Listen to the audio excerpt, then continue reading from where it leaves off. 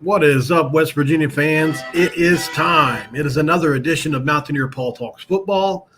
And today we have a very special guest to come on and talk about the Mountaineers with me. I hope you're excited because I'm excited. If you know about the name Pro Football Foucus, it is a nationwide thing, and this guy is affiliated with them. He went kind of viral in WVU circles yesterday talking about the Mountaineers in a bunch of positive ways I think you guys will accept. This is a guy that works for Pro Football Foucus College, Max Chadwick. How we doing, man? I'm doing great, man. Thanks for having me on. Glad to have you on. So I can't remember. Somebody shared the clip of you doing the underrated teams, and it was like 3 or 4 Big 12 teams in a row you guys were talking about there, which is fitting for this year. And then you got to West Virginia, and I was like, we get overlooked a lot, and sometimes we probably deservingly do. But in the past 2 years, I would say that's the other side of that equation. Before we get into the nuts and bolts of it, why do you think that is? Yeah, I think that's a good question. Obviously in the Big 12, there are other schools that come to mind immediately. Before they left, Texas and Oklahoma were obviously the 2 flagship programs everyone thought of immediately when you think of the Big 12. Schools like Kansas State has always, been a great team in the Big 12. Schools like that, Oklahoma State has always been a really, really good program as well. So, yeah, I think West Virginia just kind of got lost in the shuffle sometimes in recent years. And obviously, they've had some rough years pretty recently. But like you said, this past year they had a really good season that I think kind of flew under the radar a little bit. I think they're still flying under the radar right now heading into 2024. Yeah, because obviously we know what the history of Mountaineer football looks like and where we stack up historically. But sometimes when we tell people that aren't educated on it, they're like, really? Top 20, top 15 all-time in wins? Like it's hard for people to believe that we've had a storied football program for some reason. I don't know why that is. I guess, like you said, probably the Big East and people overlook that conference as well, even though we were really good there for a while. So hopefully this year is finally the year we can put some naysayers to bed, which is why I've got you on here, man. And as the chat starts to fill up, you guys can absolutely ask questions. The super chat button is down there if you choose to do so. But I will get to you guys as the chat builds up. This is a lot earlier than I usually go. So I don't know how big this chat's going to get today, but we know you guys will see this after the fact as well, if not. So as it begins to fill up, just send in your questions, guys, and we'll try to get to them. So first things first, man, the 2 things that I heard you say yesterday that really caught my attention was electric offense and criminally underrated, right? Which is what I titled the thumbnail for the video, which was perfect. Thank you for that. Where did you draw those conclusions? And are you drawing those conclusions from a PFF through that lens, or from just a guy that use the eye test sometimes when you're evaluating a team, or both? And then can you explain the PFF model for some of my fans or listeners that may not know exactly how you guys draw that conclusion? Yeah, of course. It is from both, right? I'm a guy who dives into the numbers a lot and a lot of the advanced analytics that we have and advanced numbers that we have at PFF. But I'm also a guy that loves, like I'm sure you and all your viewers do, loves watching college football and can't get enough watching college football. So it's a little bit of both, right?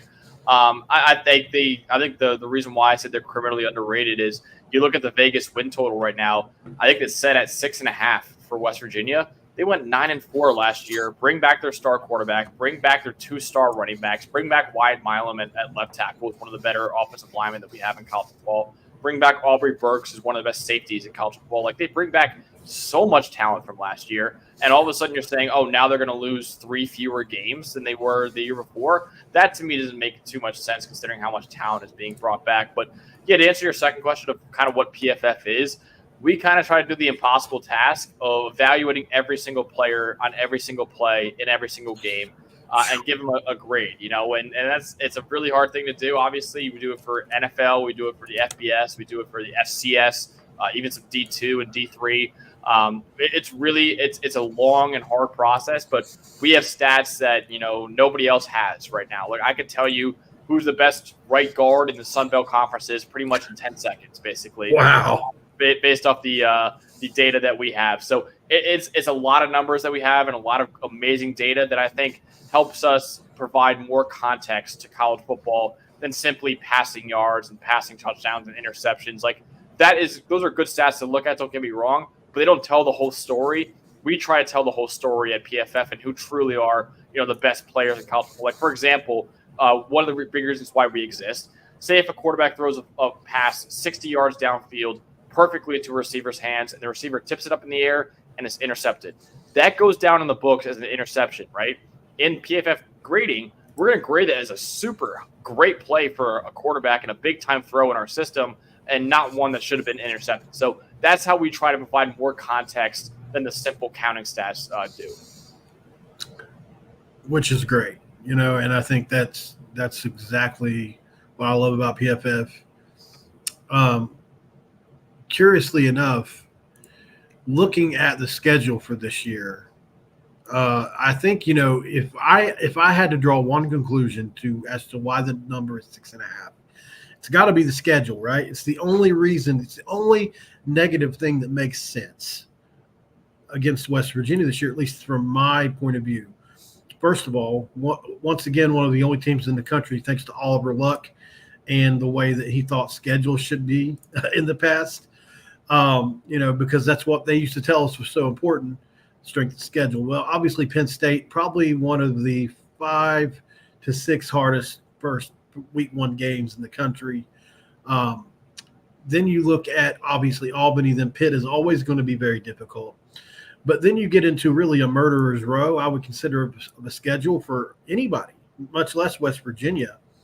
When you get to Pitt's going to be tough. Then you go Kansas at home, Oklahoma State on the road, Iowa State at home, Kansas State at home, Arizona on the road. That's going to be a pretty tough stretch for the Mountaineers, Max. Yeah, it is, and that's probably why their win total is set at that. But even so, looking at that and looking at the win total, you're basically saying that every game they're supposed to lose, they're going to lose. Is basically right. What you're saying in order for them to go 6-6. Because I think they're better than a good amount of teams on their schedule right now. Looking at it, so you're basically, in order for that win total to hit, you basically need to lose every game you're supposed to. And as we've seen teams win games and they're not supposed to all the time, right? So. I think a 6-6 season is almost like a worst case scenario for West Virginia right now. I don't really see them going too much worse than that. And the fact that their worst case scenario is what the betting odds are saying right now, I more bet somewhere in the middle, like a 7-5 or 8-4 type of year than a 6-6 type season for West Virginia. Yeah, and when you really start to break it down, they should have won 10 games last year, right? A Houston Hail Mary right after a play in which Garrett Green celebratory throws his helmet, gets him the extra 15, which never helps against the Hail Mary situation. They throw it from the 50 and tip that thing in there. And, but 98% of the time, 99% of the time, it's a 10-win season for us. Ollie Gordon goes off in the fourth quarter of the Oklahoma State game in which we're tied in the fourth quarter against those guys. And so, they were just a couple of plays away from a really special season last year. And we really do feel like they've improved this team. They've dumped 10, and you probably know, I'm sure you have the the numbers to say who is and who isn't very good that they've gotten out of the portal. I'm a big fan of a couple of those guys, specifically Tarnu from Jacksonville State. Really love Aiden Garnes from Duquesne. Those guys are both, I think, going to plug in well onto the corner spots. And then obviously 2 Power 5 guys from Northwestern off a really good 8-5 team in Hollis and Joseph. So I really do think you pick almost 10 guys into the defensive backfield. Almost the entire linebacking core returns, almost the entire defensive line returns. Everybody but Zach Frazier's back on the offensive line. One of the best running back rooms in the Big 12, like you said, with Garrett Green, who had, by the way, a top 10 all-time rushing season for a quarterback last year in history. So, I could go on for days about it as well. What about the offense do you think? Obviously, wide receiver is a spot on the team, and I think a lot of people have questions. What do you think about a guy like Jaden Bray being that number 1 for them, or Traylon Ray? Yeah, I think that's probably the one spot where you look at and say, okay, that's probably the one definitely question mark on this team right now. And yet Jaden Bray is probably going to be that number one guy, right, for transferring in from Oklahoma State this past year. So it's going to be interesting to see how he does. He has pretty good size. I think at 6'2", 205. It's going to be interesting to see if he could, be that number one guy for Garrett Green this year. He had only about 400 yards this past year for Oklahoma State, and that was a career high for him. So he's never really been that number one guy yet for a team, and he might be relied on to be that type of guy this year for West Virginia. But that's definitely the one weakness. I think pass catcher is definitely the one area of concern for West Virginia offensively, because like you said, I love their quarterback in Garrett Green. I love their running game. I think their offensive line is still really good. It's just the pass catchers that it's the one area of concern offensively for them right now. So what do you have a ranking in front of you for Cole Taylor, the tight end for West Virginia? Where does he sit with you guys? Because I truly believe at 6'7", 250, he caught close to 40 balls, 4 touchdowns last year. He's a guy that could really step up and get to that, maybe that 45, 50 range, close to double digits, and really put himself in a maybe draftable position. Yeah, I'm pulling up our grades right now for tight ends. But yeah, I remember watching him last year, and he did impress when I was watching him. So he's certainly a guy that, tight ends aren't necessarily thought about as usually the top guy for teams. But he's certainly a guy that you have to keep an eye on. He had a 65.7 grade last year, 75.5 receiving grade. So 75.5 receiving grade is pretty good. In fact, that was top 20 in the country for tight ends. I like him a lot as a receiver, and he should be one of the top weapons for Garrett Green this upcoming season. How special do you think a guy like Jaheim White can be?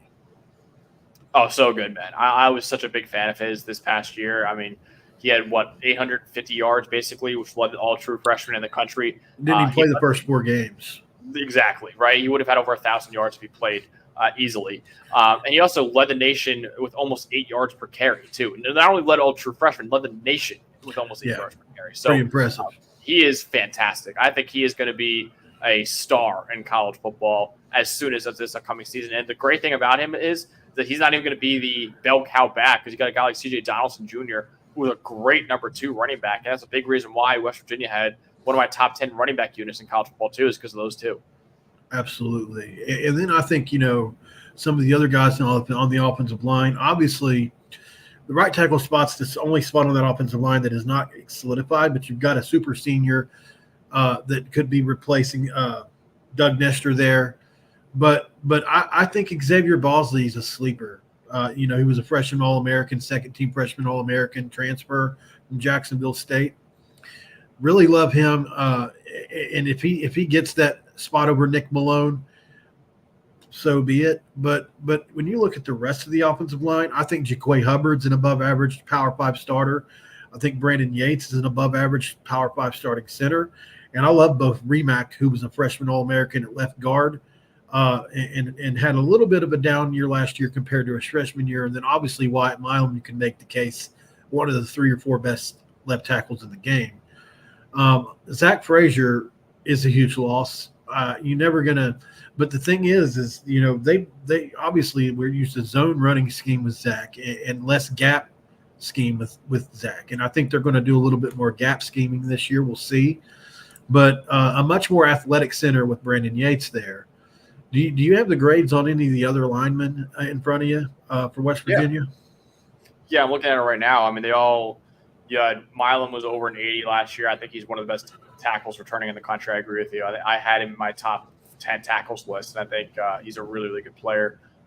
You have, obviously, Nick Malone had a 65.9 grade last year, 72 pass blocking grade, so he's a really good pass blocker. I think overall they have a really good pass blocking offensive line. So Nick Malone might be the starter over Bosley. That's going to be a really interesting battle, I think, in camp is Bosley coming in from Jacksonville State, who graded out pretty decently for Jacksonville State, but obviously is a big jump up going from there to the Sun Belt to Conference USA, to the Big 12. You got other guys like Brandon Yates and with a 72.8 pass blocking grade too, as more of like as a really solid player for them last year. He's got to improve as a run blocker, but he's a good player too.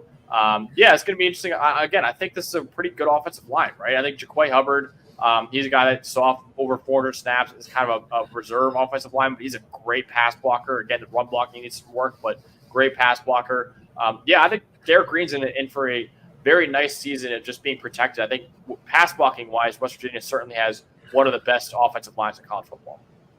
And excited about that. And flipping over to the defensive side here for a minute, Max, just a little bit everywhere with it. You mentioned Aubrey Burks.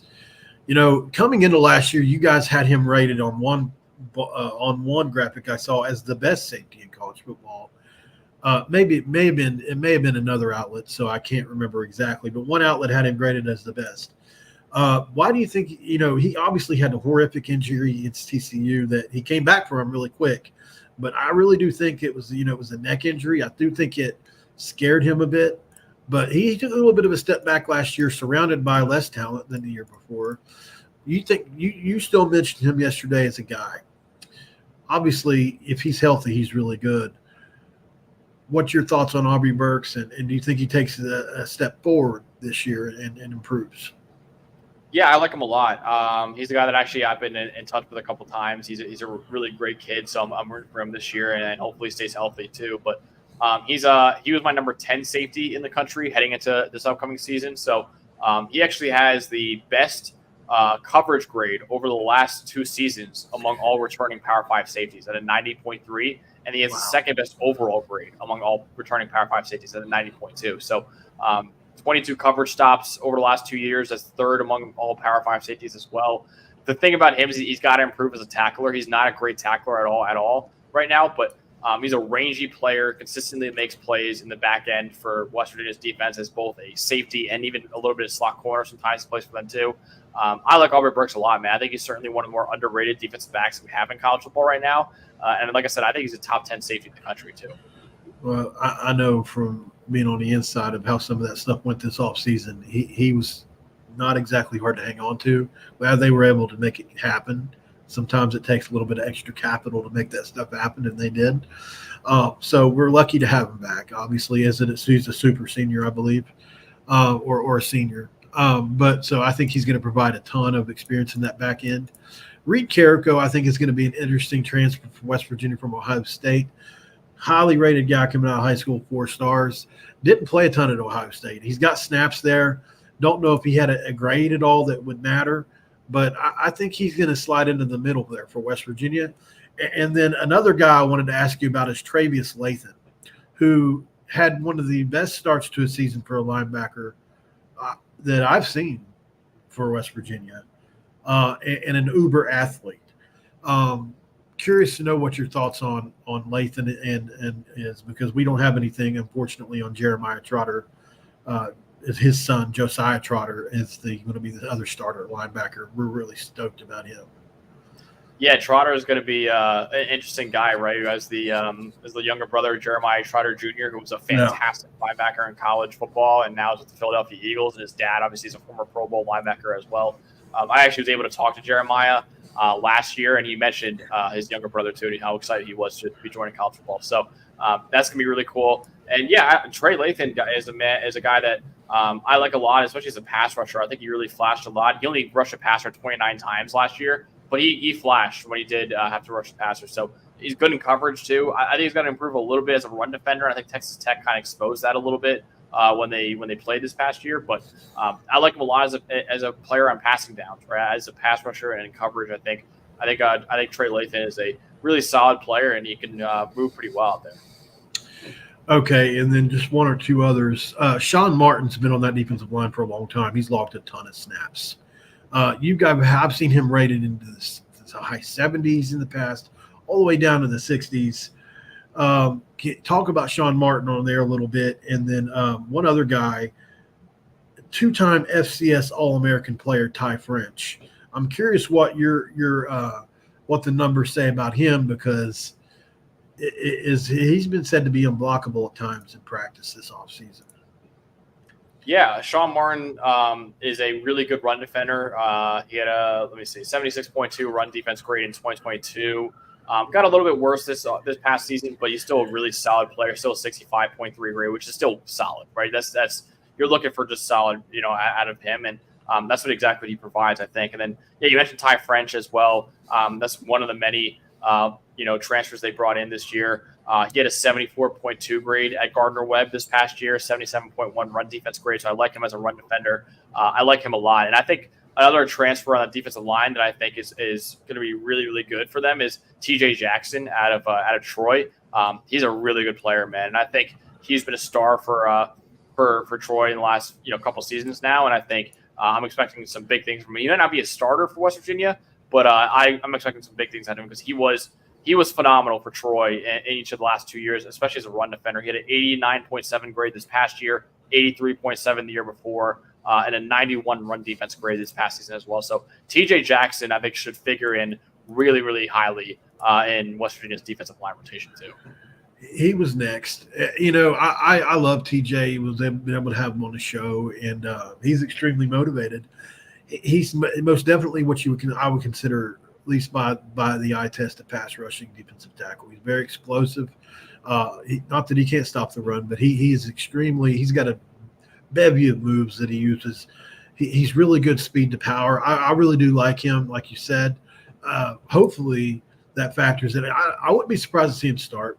I think Eddie Vesteren probably gets to start, possibly over him, but it'll be because he's going to play all three spots on the D. They moved to the they moved to actually there's 4 spots this year. I forgot they moved to a 3-4, so he'll play one of the 4, no doubt about it. Timothy Green, which is one of my most loyal members, wants me to tell you. Want to say Max is a great guest, extremely knowledgeable on the numbers and all the players, and like to say thank you. Oh, thank you, man. I appreciate that. And Tyler Cobb also echoes that sentiment. Bama 25, Paul, can you have him go into what all they look at during the play to grade the offensive line and the other positions as well? You may have missed that, Bama. He did go into it. If you don't mind, Max, the chat's filled up since you did that. Do you mind explaining really quick one more time, man? I'm sorry. About what PFF does and how we do it? Yeah. It looks like he's asking specifically about the O-line. Yeah, for sure. So we try to grade every player and every play in every game, right? So how we grade, I haven't explained this yet. How we grade it is on a +2 to -2 scale and half-point increments. So what that basically means is you get a +2 for making the absolute best play, like an absolutely incredible play, right? I guess a +2. 1.5 is an amazing, like basically a really great, amazing play. You get a 1 for making a really good play. You get a half point for going above and beyond your job. You get a 0 for doing exactly what your job entails, right? And then it's the opposite, right? So -2 is the worst play, like a horrible, horrible play. -1.5 is a really, really bad play. -1's a bad play. -0.5 is a little bit worse than what you're supposed to be doing. And then, like I said, 0. So then we take all those together. We do that for every player and every play. And then we compile it into a 0 to 100 scale to make it more digestible for everyone, really. So yeah, we do that for everyone, and offensive line is included in that. And we kind of, have we have former offensive linemen that have helped, make these grades and help train our graders. It's a very rigorous process to become a grader for PFF. Wow. I actually wouldn't be able to do it. I need to be trained up to do it. But yeah, we have. We try to do the best we can with we try to understand what schemes they're running and know what every player's assignment is out there. Again, it's never going to be perfect. No grading scale will ever be perfect. Right. But it's the best thing possible, I think, to look at right now. And that's how we try to grade it and give stats for certain players out there and show really who's the best in the game rather than just the typical counting stats that you see. And for offensive line, there haven't been stats until we came along, really. So I think we've kind of been PFF's been at least pretty revolutionary in making a lot of the offensive line stats that we see today. Very, very awesome explanation, man. And more thank yous pouring in here. Mr. Barkle says thank you for your knowledge. So we've covered a lot, and I want to touch on just a couple other players if you got a sec here before we let you go. Your thoughts overall just on Nico Marchiol, and if he has to be entered into the fray. Obviously, he was the Gatorade Player of the Year in Arizona, or in the state of Arizona as a high school player. He's logged significant snaps for West Virginia at times, especially when Garrett Green has gone down. Was thought to be a really, really strong passer coming out of high school. I think the speed of the game has really hurt that up until, and then they said he's had a really just completely transformative offseason. And were this quarterback battle happening last year when it actually was a battle, that wouldn't be for sure Garrett Green. That's how good he's done, at least from what I've been told. He's also really elusive as well. Not as much as Garrett at all. He's more of a Tim Tebow type runner.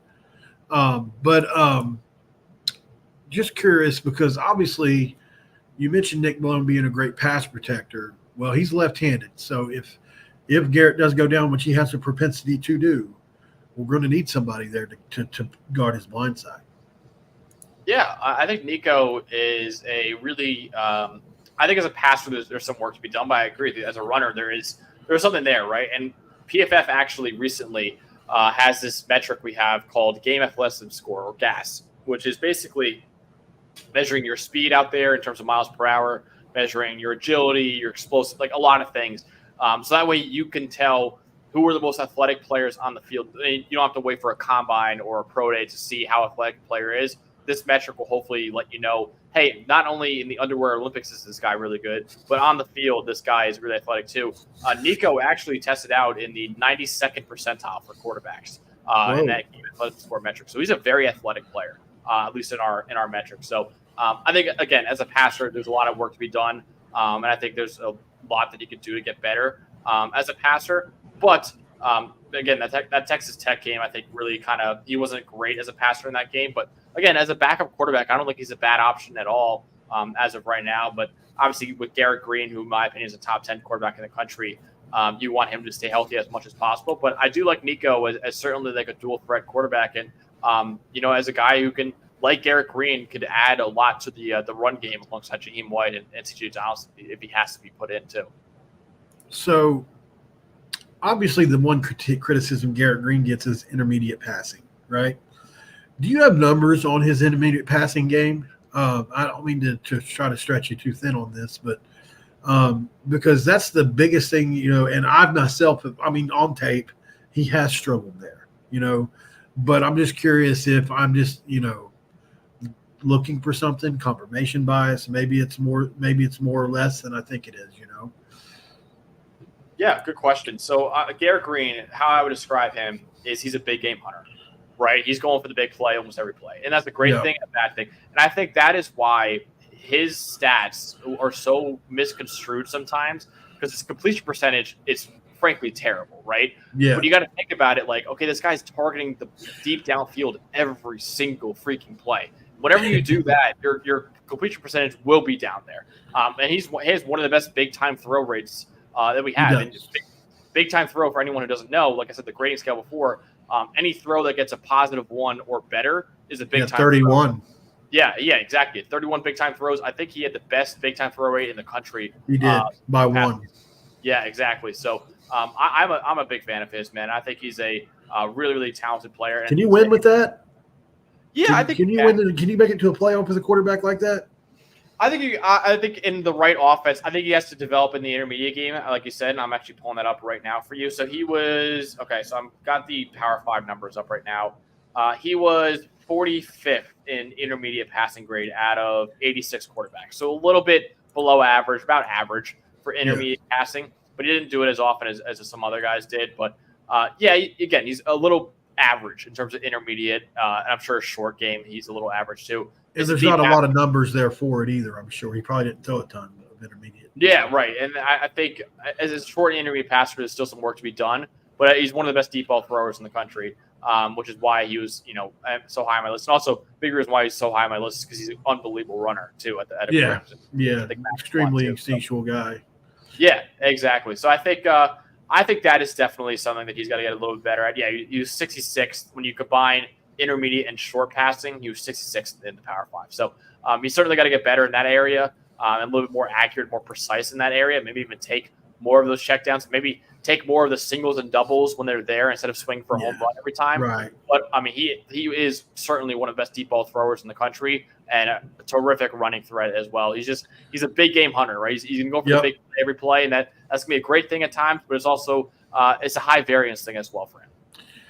So if I tell you Garrett Green knocks his, let's say the season's over, and I said, "Holy crap, Max, Garrett Green had a 64% completion percentage this year, what would you reply? Yeah, I'd be like, wow, he probably took a lot more of the underneath stuff that he should be, right? I think that's Right. probably a big reason for that. I mean, if he's shooting 64% by just throwing deep balls every play like last year, he might be one of the best deep ball throwers you've ever seen, right? Yeah, no doubt. Right. Because that is almost impossible to be. If you're hitting half, you're doing well. But yeah, I think that's a big thing for him this year. Is just take more of what's there. Help. It's not all on you. You have a great running game behind you. You have a great O-line protecting you as well. That is also another stat that I want to throw out there. He was, I think, the best in the country at avoiding sacks last year. So we have the stat called pressure to sack conversion rate. So he had of all the times he was pressured, that turned into a sack at the lowest rate of anyone in the country.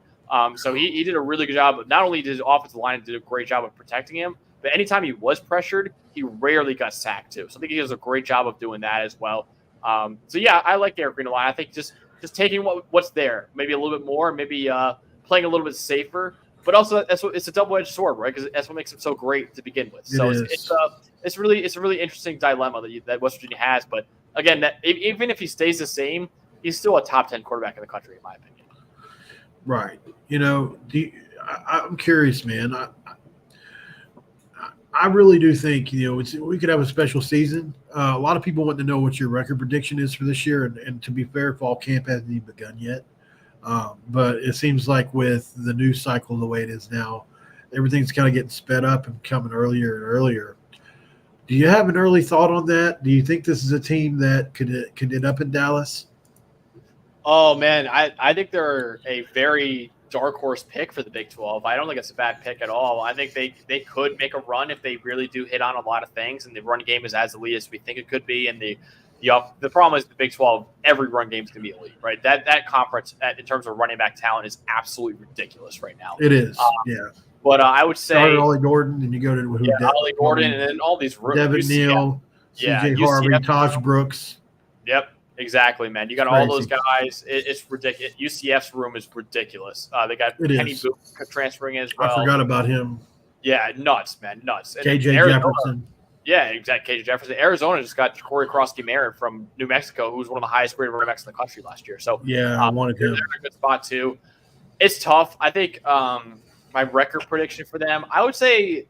I know I said they're 6.5 is a little crazy, but I think around 7-5, 8-4 is probably what I'd put it at for West Virginia. There's a chance they go 6-6 if all goes wrong for them, and they do lose every game they're supposed to. But I think they'll be able to pull out a few wins that nobody expected them to pull out too. It's a wide open Big 12. There really isn't a true favorite in that conference right now. It's a really big mix of teams that are all vying for that top spot. And I think West Virginia is definitely in that mix too. So I think they'll be able to beat some teams that they're not supposed to.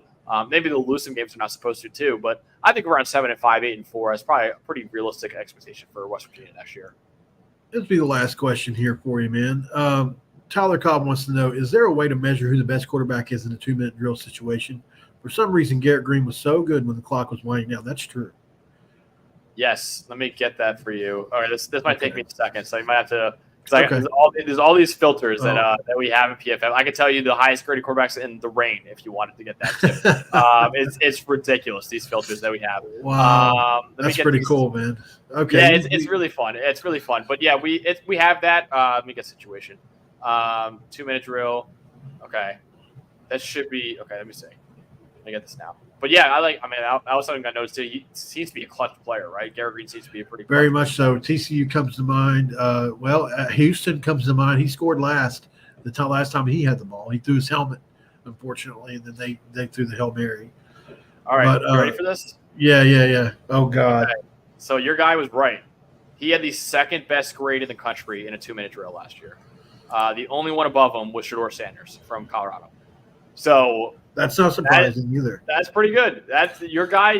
Sometimes a lot of these times that people think that PFF doesn't watch the games out here when we make these grades, and we do, and that's what we're basing it on. But your guy's right, man. Whoever said that, it was completely right. He is absolutely one of the most clutch quarterbacks in the country, and like I said, he had the second best overall grade of any quarterback in America in 2-minute drills last year. And the only one above him was Shedeur Sanders. So also, it seemed like anytime Colorado needed a big drive out of Shedeur, he always delivered. Garrett Green was right behind him as well in terms of 2-minute drill. I got to write an article about that. That's article worthy. How did you phrase it again? He had a 92.4 grade in 2-minute drills, which was second in the country for quarterbacks. Let me write that down really quick. 92.4. That's incredible grade. PFF grade under 2 minutes. Second in the country. That's insane. Yeah, only good question, Tyler Cobb. Yeah, Tyler Cobb, man. Shout out to him. He really he knows his stuff, obviously. So yeah. Well, listen, in West Virginia there is no protein, as you probably have heard before.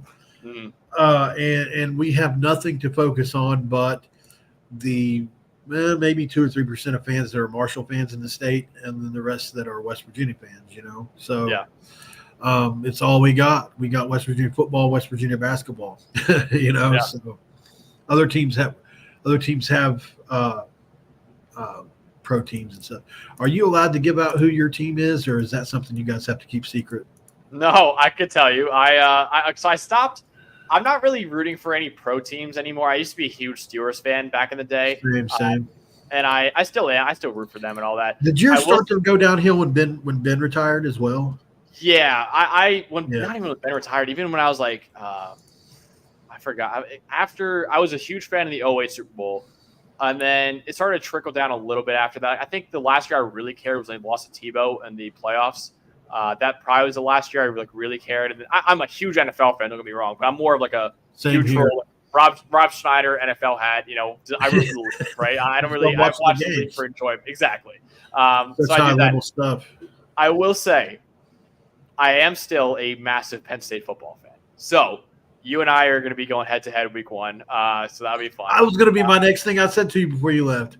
Yeah, I didn't graduate from Penn State. My uncles went there. Crap. My grandpa went there. I grew up going to games. I grew up going to a ton of whiteout games, and I went to a few Rose Bowl. It's been amazing. So I'm a huge Penn State fan, and I graduated from Syracuse University. So I root for Syracuse football as well, but that's not as much fun as Penn State, obviously. Syracuse and Penn State are my two schools that I root for. And obviously, as a neutral college football analyst, I have to kind of watch everything, which is why I'm high on West Virginia. But in terms of who I root for, I still do root for Penn State and Syracuse right now. So Brian S., you just shocked the shit out of me, brother. A $200 super chat. Wow, that's insane. I've never seen that before. So, I mean, even some of the bigger content creators, I rarely see that, man. So that's huge. That's an enormous number. I will absolutely, yes, this is my full-time job. A lot of them know that. Thank you. That really means a lot. And I'll remember that. So that took me off guard. I didn't even hear the last time what you said. I saw that and I was like, what the heck? So, Brian S., man, thank you. Really do appreciate that. We'll figure out something cool to do for you guys in the members only chat, because I need to do something for you guys. I haven't done something in a few months. So let's talk about that Penn State game for a second. Have you got a few minutes to talk about it? Or? Yeah, of course, man. Yeah. Okay. That's an interesting game, right? I think, if I had to say, I would say Drew and Garrett are in similar places as far as progression and by the numbers, throwing it, like a lot of similarities there. Obviously, two different type of players, and he had what's funny is Garrett might have had one of his worst games in that game last year, and Drew had his probably best. Yeah. The first touchdown to Keandre Lambert-Smith was at Patrick Mahomes' no-look pass. Yeah, it was disgusting. Yeah. I was like, oh, my God, this dude. And so I was on the Drew Aller train all year because of the way he played against us. I mean, how could you not look at that and say that guy's a pro? Yeah. What are your thoughts on him? Do you think Kolnick uses Pribula? Because I'm a big fan of his as well. I would imagine his agility score is probably high if you looked it up. Yeah. Yeah, I got to find that real quick. But, yeah. Losing to Keandre Lambert-Smith was a huge blow to Auburn, obviously. Fleming from Ohio State comes in. He's going to have to play better than, obviously than what he did in Ohio State. But just overall, the game, you got with Tyler Warren, one of the best tight ends in America, I think. And just that offensive line is going to be patchwork, man. But I'm curious, like, were you nervous about this one? Because Penn State strong. My guy Penn State strong. I have him on all the time. He wasn't nervous going into last year, but after watching West Virginia and Penn State both, he thinks it could be an Illinois type game. Last year, where it was like, holy crap, this is close. Yeah, I think it definitely will be. I think it's going to be closer than it was last year for sure. And to answer your question about Bo, he scored in the 95th percentile of that athleticism score. So, yeah, he's a very athletic quarterback.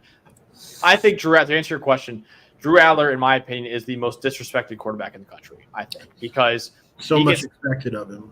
So not only that, man, so much of the blame of last year's struggles were placed on his shoulders. It was not his fault. The receiving core last year was terrible. The offensive line was good, not great. And then the play calling was abysmal too. Like, honestly, you look at Garrett Green, who threw the ball downfield basically every play. Drew Adler, you mentioned that throw against West Virginia and how it was an NFL throw. He had the second lowest deep pass attempt rate in college football last year.